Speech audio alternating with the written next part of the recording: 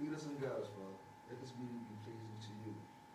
Please help us make sound decisions, and let us be sensitive to the Holy Spirit. In Jesus' mighty name we pray. Amen. Please join the pledge. To the flag of the United States of America, and to the republic for which it stands, one nation, under God, indivisible, with liberty and justice for all.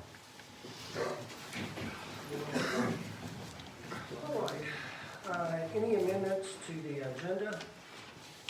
I'd like to add the library board appointment to our meeting this evening. And would you like to put that at, I guess, 7B?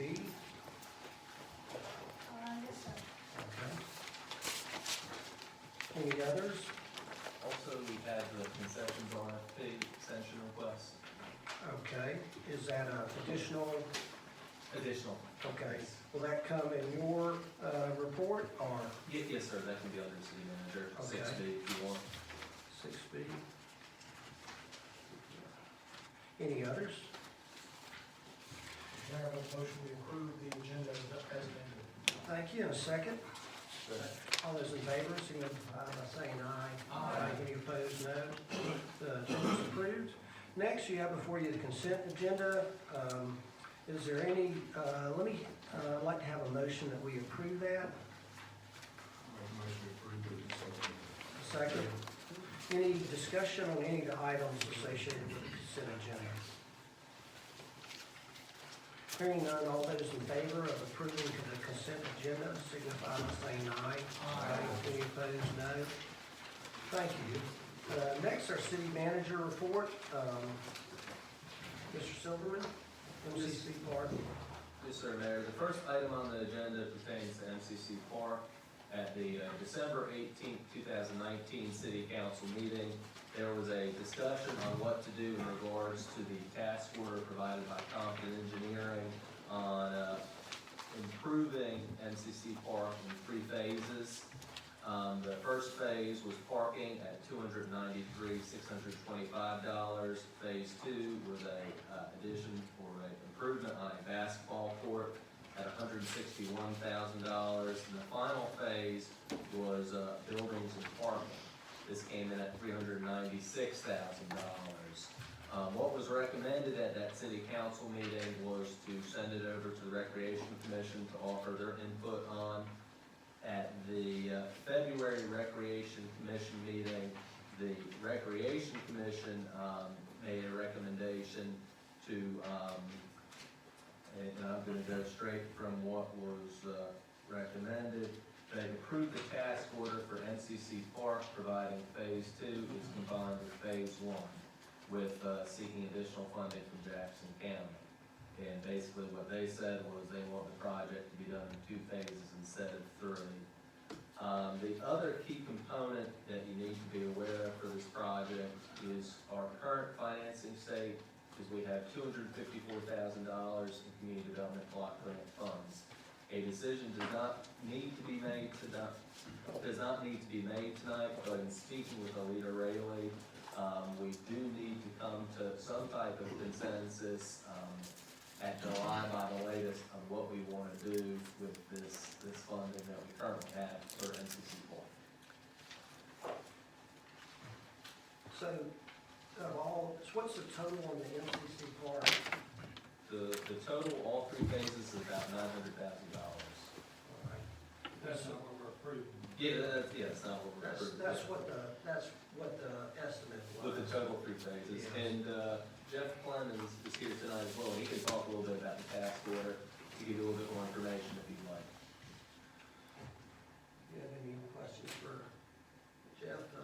So how do we get from 254 to 900? In other words, I mean, if we are,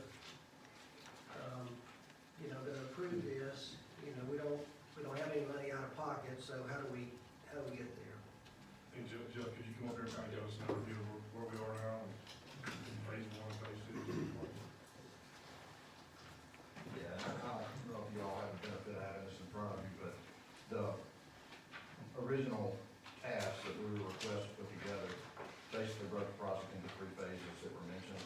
The Phase 1 consisted of phase one consisted of, some drainage improvements, concrete work, and improvements to the parking area, and, some other miscellaneous items that go along with that. And at the time, it was requested for us to put this together, it, again, was my understanding, potentially that phase as well as phase two, which phase two consisted of construction of basketball courts on the property that the city acquired to the west of the MCC facility.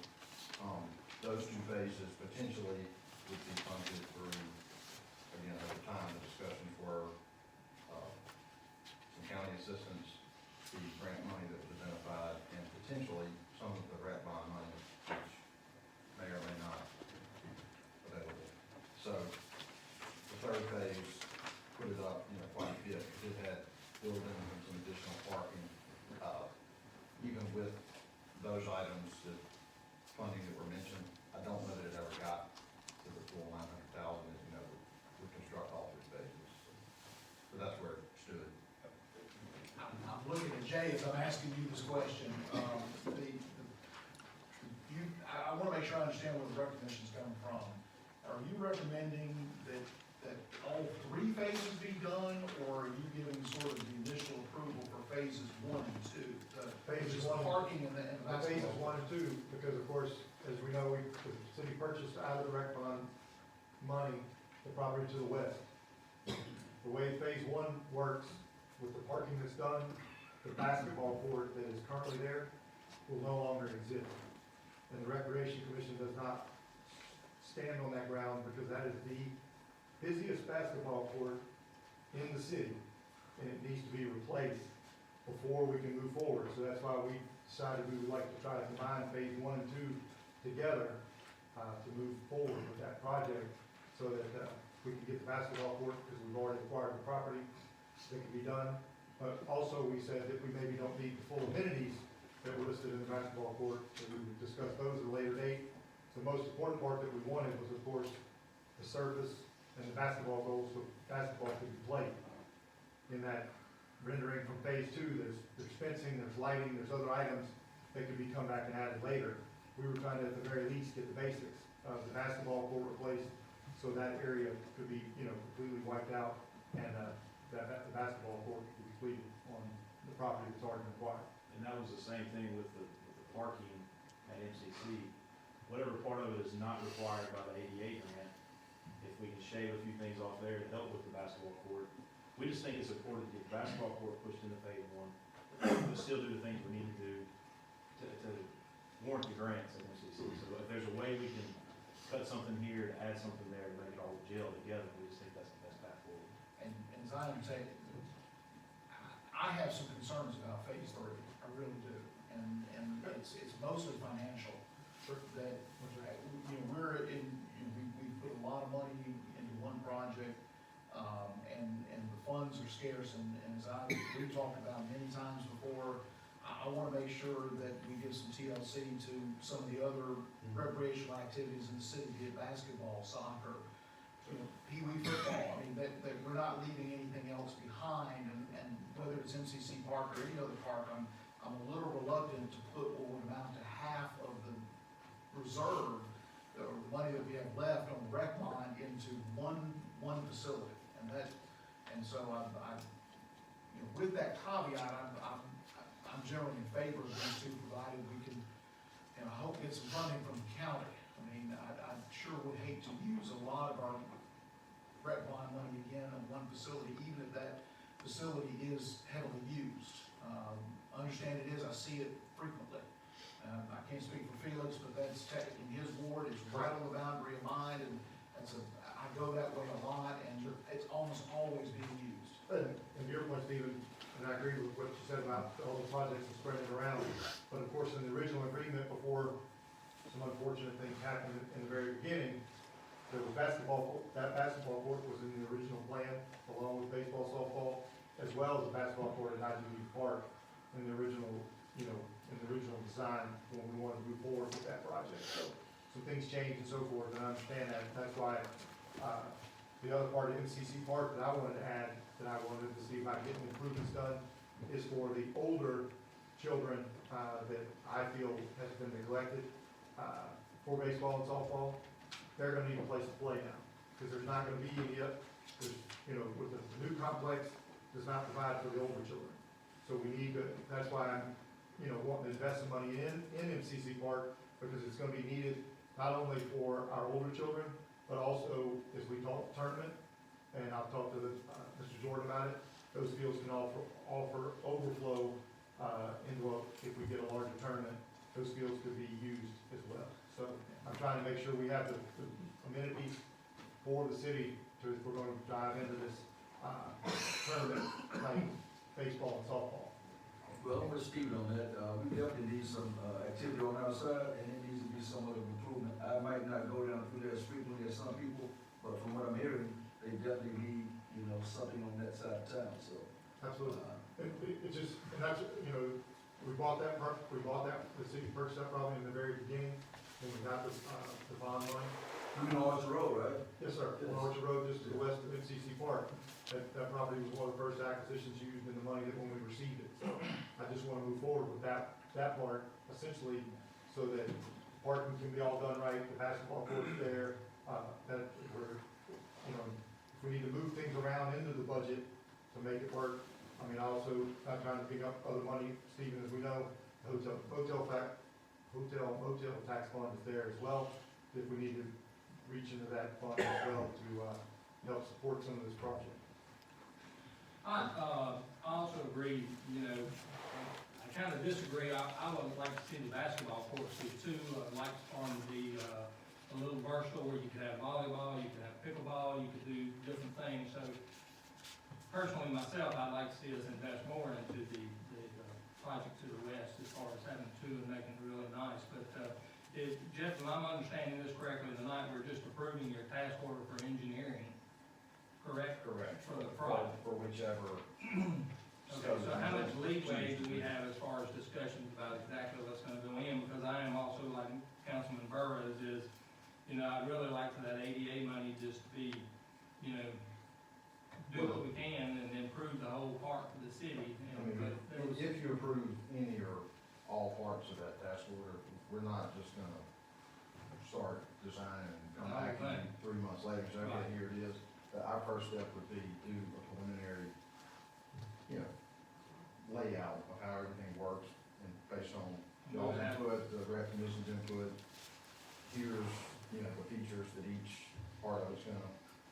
we would have another meeting or two to discuss Yeah, once exactly we what's get a going in before it preliminary goes out paper, to bid. there's more than just, you know, these were pretty to look at, but I mean, they were put together, you know, there was 20 versions of this over the course of 5 years, so. We would clean this up and fit everything, you know, by dimension and look at the actual drainage and of what it's actually gonna take there, because look, that place does not drain easy, y'all know that, I mean, it's flat as a pancake out there, so. Anyway, we'll give those preliminary features. So some with that more said, definition before we Mayor, go if it's to the okay, vote. I'd like to make a motion that we approve task order number 6, for phase 1 and phase 2 of the project at MCC Park. Is there a second? Task order, oh, okay, I'm seeing what you're saying, task order.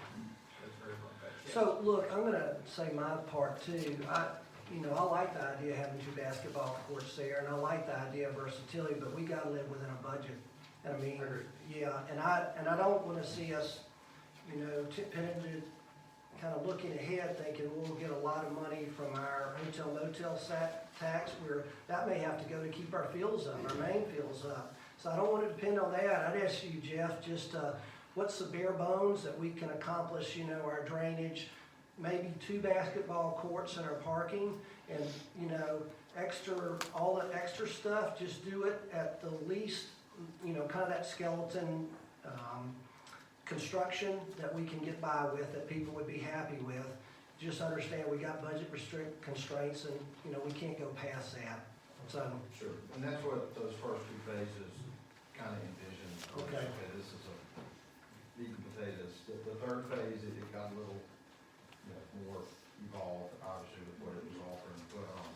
But you also should probably note, if you move forward with this, probably one of the first steps is, you know, the county is seemingly on board with this, that Mike and I met with the road manager, and they had in fact many months ago, maybe even over a year ago now, they went out there and looked at the facility and had their in-house engineer work with the road manager to come up with a drainage concept that the county was actually gonna build out. They were gonna regrade and do, I don't know how far they were gonna take it, but, so, and then they were asked. You wanna talk with the county then? Yeah, well, To see if they there can- needs to be a formal request Let me, made to them, I if you're talked gonna with go after.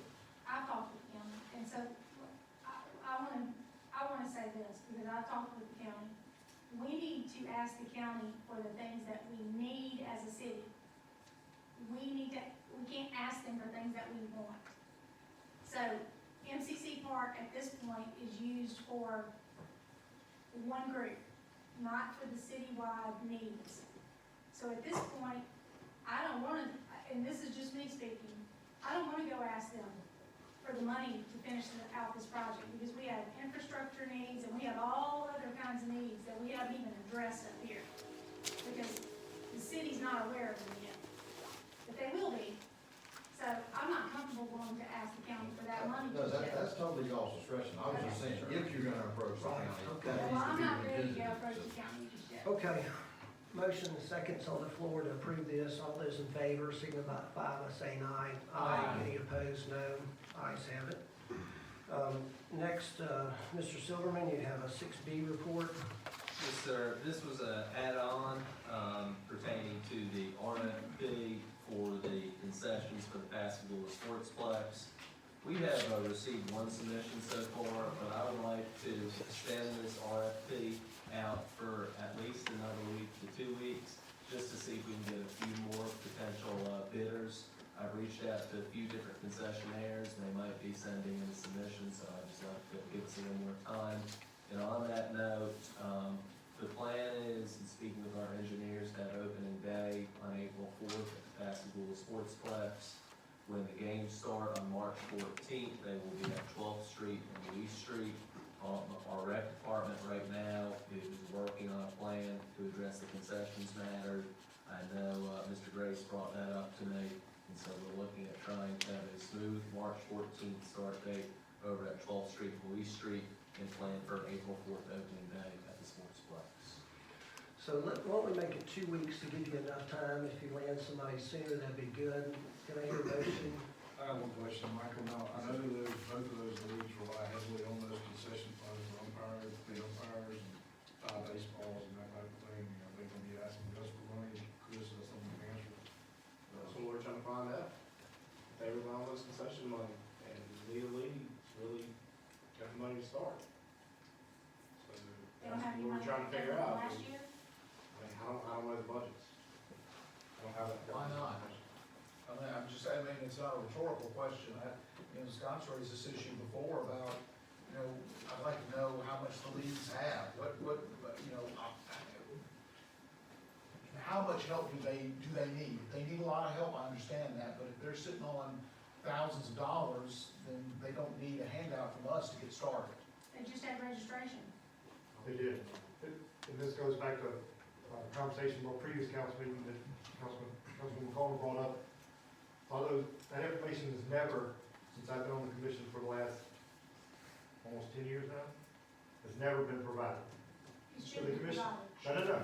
I'm not sure if it's been provided to the recreation department, but it's never been presented to the commission for review to give to the council. I just wanted to be upfront and honest.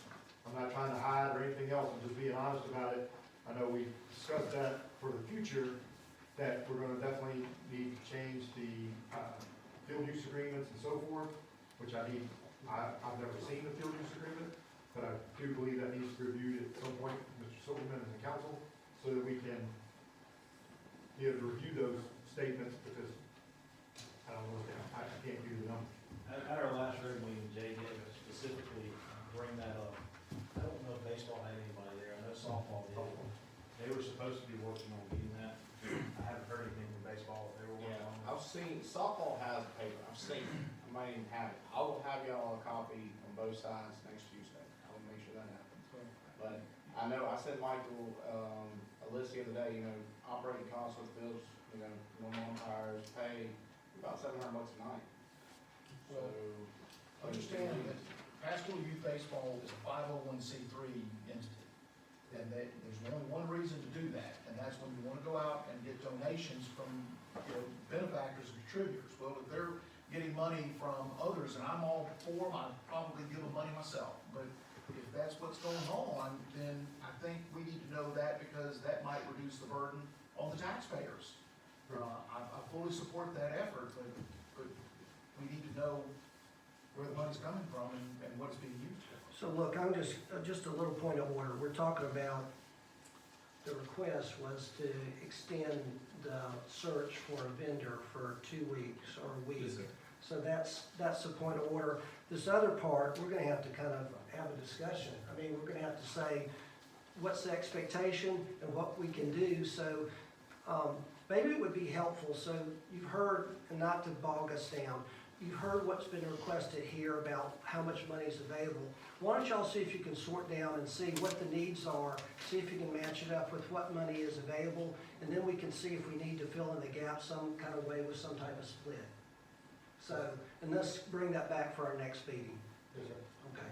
Uh, Mr. Sue, on the concession stand, the managers, we have determined what the city's going to supply and what they're going to supply, do we know? Yes, in the RFP, they were responsible for providing snow cone machines, the refrigerators, all the heavy durable equipment. The recreation department has already purchased the tables and the shelves. That's kind of the setup for equipment. That's why we're trying to look for a true professional concessionaire who can bring all that equipment to the table. Do you need a motion on that, Michael, or you just need us to, Head nod should suffice. okay, 2 more weeks. Everybody good with that? Thank you. Good, real good, thank you. I'm gonna put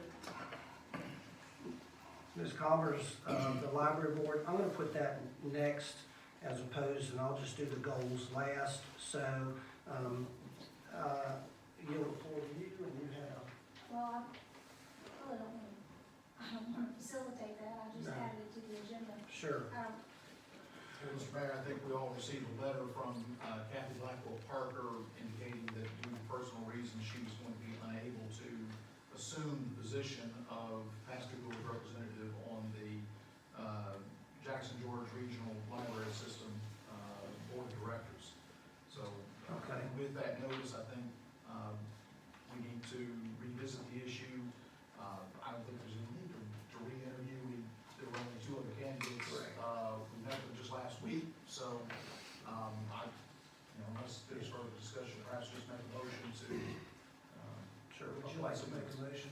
I would propose that we put, Linda Wiggins back on the library board. She is a librarian. And in all the years that I knew her to be on the library board, she put lots of programs in place.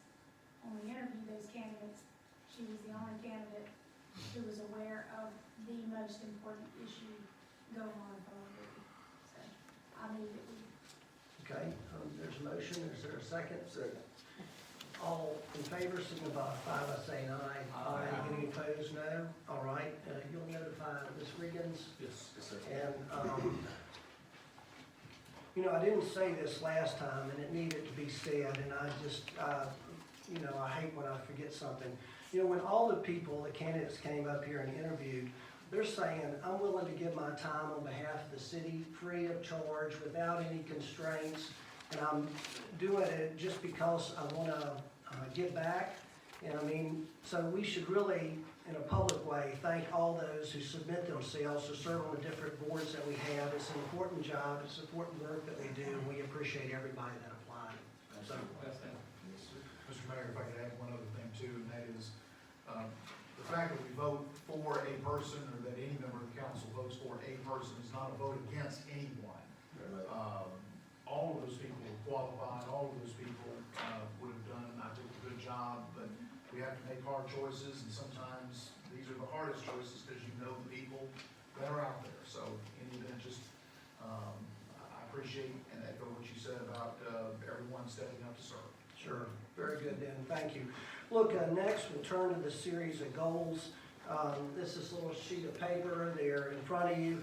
I'm just gonna go through this. This is the kind of the blueprint, if you will. I'm gonna kind of zoom in to a couple of things, and then I wanna kind of make some of these action items, and so this is a way we flesh out these ideas of how we're gonna do things. So this idea of repopulating Pascagoula. I've called for a meeting in A1 under Roman numeral 1, setting up a meeting with Pascagoula Pride, the Flower Gills, Main Street. So I'll get that set up and we'll move forward. The purpose of this is to kind of figure out how we're gonna handle our flower beds and beautification and, you know, we have X number of flower beds. How many can the city maintain? How many can the Pascagoula Pride maintain? The other ones, you know, really just mulch them, and it's better not to have an overgrown flower bed than to have one not taken care of.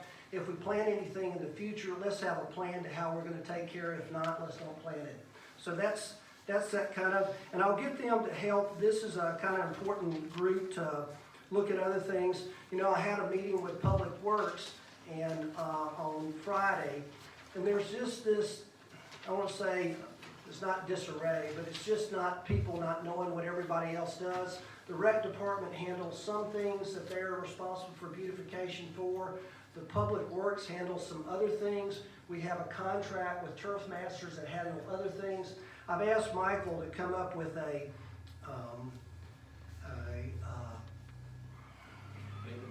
yes, thank you, a maintenance plan so that we're all aware, and then we can prioritize. You know, if we're gonna look at where we need to put our time and our money, we have a limited budget. We gotta put it someplace so it can help us prioritize what makes sense. Downtown makes sense, maybe the boat put-ins, maybe other things where the beach park where there's high traffic flow. And I'll get the Pascagoula Pride to help us on that. Number 2, this will also be an action plan, enhance and enforce the littering laws.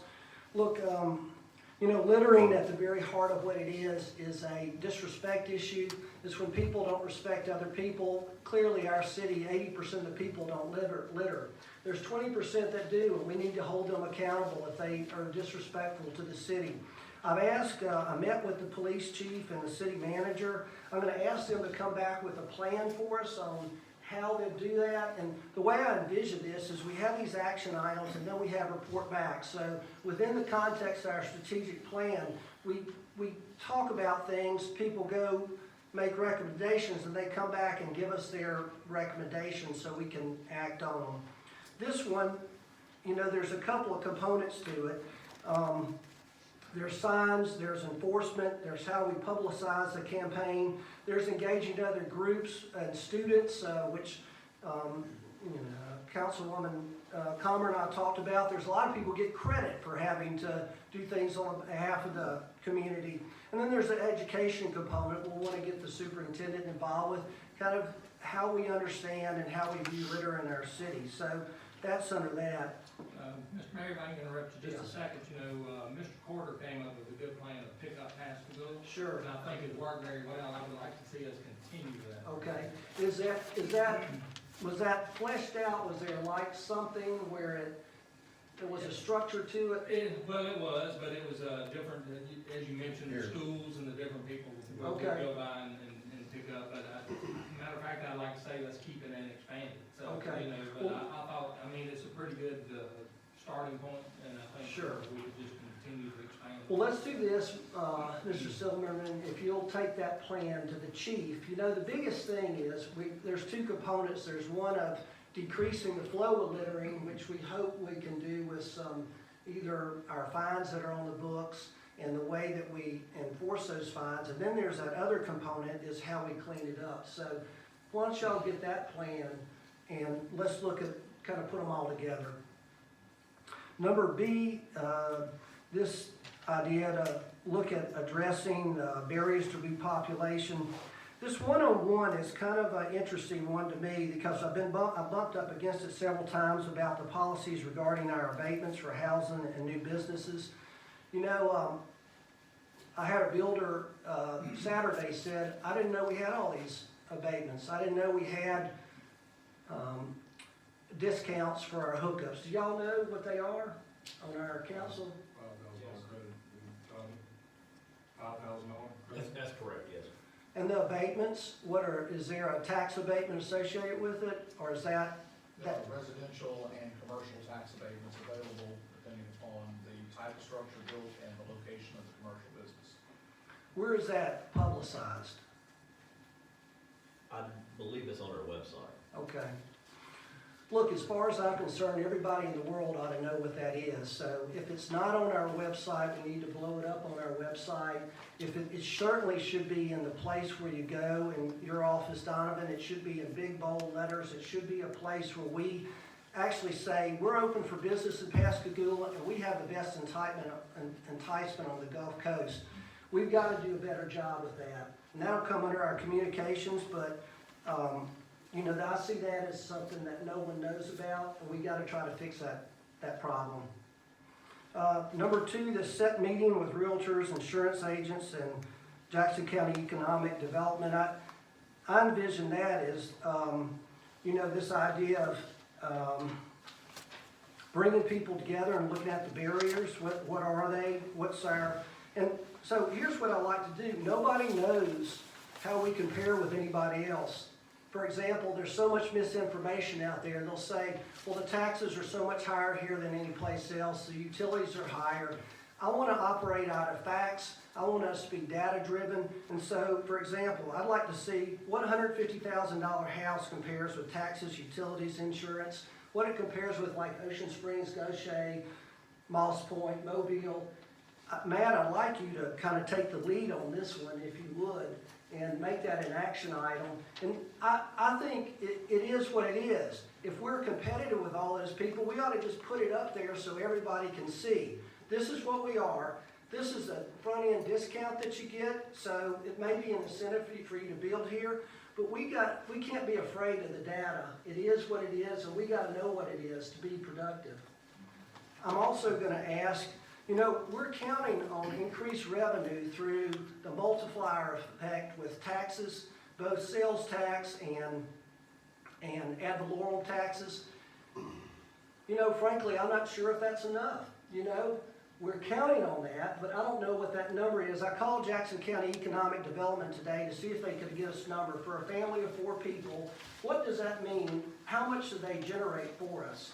And so that way we can determine if there's a target number that we need to hit so we can increase our services. So that would be the other component, and I'll get that to you. Number C, the school board meetings.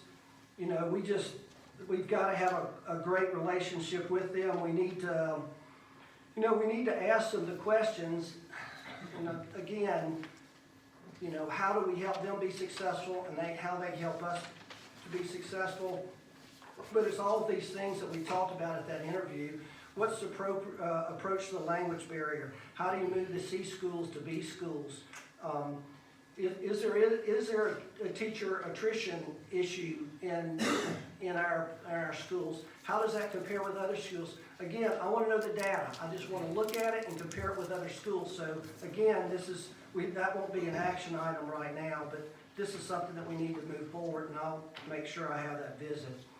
D is about communications, and I sent y'all all this email earlier about what Biloxi does. They have a mass email that they send out to all their population.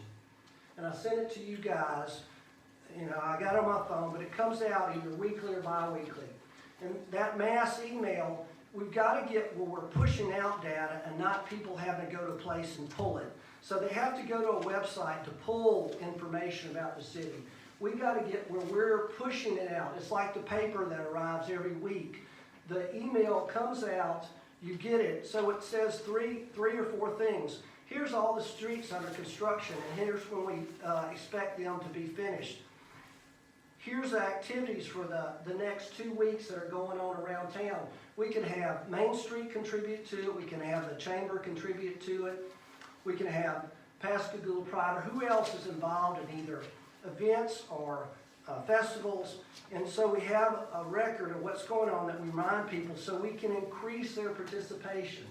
Our communication deficit is the biggest thing that we've got to deal with. And the problem is that no one knows what anybody else is doing. So look, So we gotta do it in a couple of ways, because papers don't work anymore, not everybody gets the paper, so Michael, I'd like this to be an action item for you to start working or instruct the folks in communications for a way to look at how Biloxi does this mass email. And then the next is consider how we do like either a quarterly or semesterly, kind of a hard copy of something that we could get out to people so they can see the projects that are going on, the activities that are going on, the good things. And then this other part here, number 3, is the state of the city from all the working groups. These are all the non-profits. These are groups that work closely with us, or that people look for when they come to a city.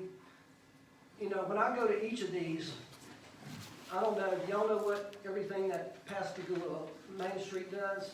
I mean, it's a lot, but, or do you know what everything the chamber does? Or do we know how the hospital's performing now? What I want to do is we need to receive a report and have it open to the citizens and say, these are all people that contribute to the betterment of the city. We just need to have kind of a state of city report, 15 minutes. We need to ask each one the same thing. What do you do now? What are the goals for upcoming year? And what are your barriers to kind of reaching those goals? And so everybody hears the same information. That's not duplication. There's no redundancy. That we got to focus on that part of it. Next, and so I'll stop on that part. So there's one part, a report to us. There's another part that we need to do a report to the city. Probably after we get our audit back, we need to kind of get in front of the city as a council, and we need to say, here's what our finances are like. Here's the projects that we're going on. Here's the goals that we're doing. We need to kind of give people an honest appraisal of where we are exactly as a city and what we're doing to try to kind of improve ourselves. And so that's where these goals will come in. The next one is that formalized marketing plan. I don't know who's the right person to do that, but there's nothing that we can really hand to a prospective person that comes in here that's getting a job at Ingalls or that's getting a job at Chevron. They come from out from another area. We don't have anything that we can actually give to them and say, this is Pascagoula. It's interesting, to Jennifer's credit, she sent me this thing on Bath about their county, their city report from Bath, you know, another kind of contemporary, if you will, because they have a shipyard too. It's just a spectacular little document. You know, we ought to be able to produce something like that. Of course, this goes along with communications, and our communications, we don't have a lot of personnel. So we got to be laser focused on what we're going to spend our money at. And so things like providing a formalized marketing plan, or here's what our city looks like, schools, hospital, things to do, price of housing. We need to have something like that developed along with the way we communicate. We've talked about there's folks in place to do the long-range planning committee. I added this last one at 7 there. I think we need a contact person on the board to kind of really overview the baseball fields, how it's promoted, the recruitment of tournaments. It just seems like it's in too many different groups. I know Mr. Silverman will be overseeing that. I know the rec committee's overseeing it. But I'd like to ask Councilwoman Comer if she'd be involved in that too. Just to have more of a contact with I think the more we communicate, the better. The more we talk about things, the better. And so if you could be involved in that, Jennifer. Thanks. All right, the next page, number 7, meet with industry leaders. I'm going to make a campaign to meet with every one of the leadership teams from all the industries. Again, talk about what our interests are, talk about what their interests are, talk about what they can do to encourage your workforce to live in Pascagoula. Again, I think it's about relationships. We got to build those relationships. Under this number 2, this is really about, this is our approach to all those previous things we talked about. Oh, I'm sorry, I didn't do number 8. Number 8 to me is kind of a special one, meet with church leaders to engage the community. So, you know, in this past campaign season, I met with a lot of different churches. And you know, honestly, there's a lot of extra benefits that churches provide to people in our community. Like there's divorce recovery at First Methodist, there's Celebrate Recovery at First Pres, there's after-hours basketball at Union Baptist, there's other work throughout, but no one knows what anybody else is doing. And that ought to be another thing we could push out on our website. If you've got this problem, here's a free resource for you in our city. So I might get you to help me with this one, Rev, setting up this meeting with the churches and getting them engaged. There's this idea of unity that I want to build, and that, you know, folks say, well, yes, you're a diverse city, and I fully understand that, but what happens when you have diversity without unity? People are going in all different directions. So we can be diverse and we can be unified, and I think the churches are a big part of that.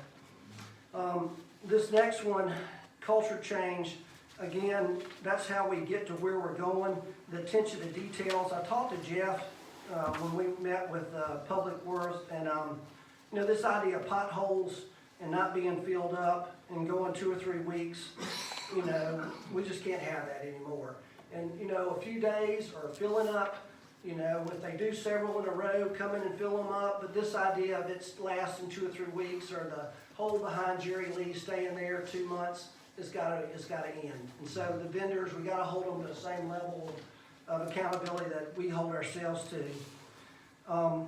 This last one, and you know, these other things, be strategic focus, that's what we're doing, improve our communications, collaborating, that's what we talked about. But revenue generation, you know, this is more of a kind of for us to start thinking through.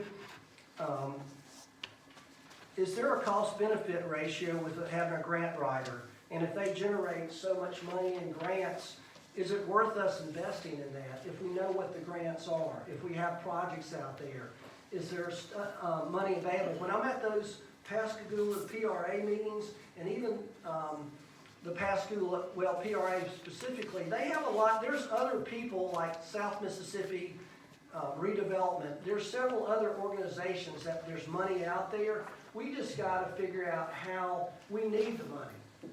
So we need the money, so we just got to figure out how to get the money and kind of networking to figure out how to do that.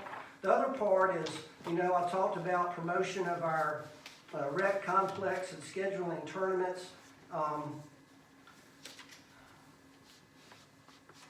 The other thing I'm going to ask them to do for us, and so we'll kind of be perfectly clear on it, is we need a breakdown in our income stream, how much each business is, at least the major ones, the top 10 bring in through sales tax. We need to kind of understand where it's coming from. If we lose one of those, we need to understand what kind of loss we're going to have to replace. So that's another of those that I've asked our accountant for, and she's going to get that. So, look, I've thrown a lot out there for you. Any questions or comments?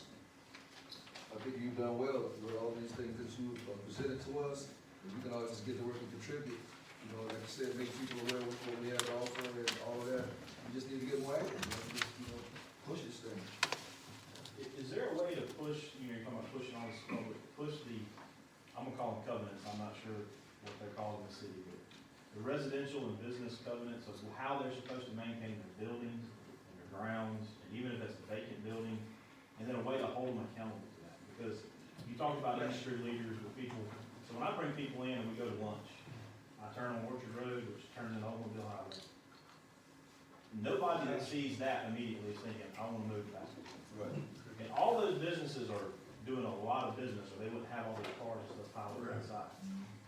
How do we correct that? And that's not just businesses, and I'm not picking on them, but you know, you got Jeffrey and them at Compton who look immaculate when you drive by. Yes. And you got these other businesses that don't, because nobody's holding them accountable. Right. So how do we address that? And is there a way to push those covenants out so that everybody can at least know what the minimum expectations are? Sure. And then go from there.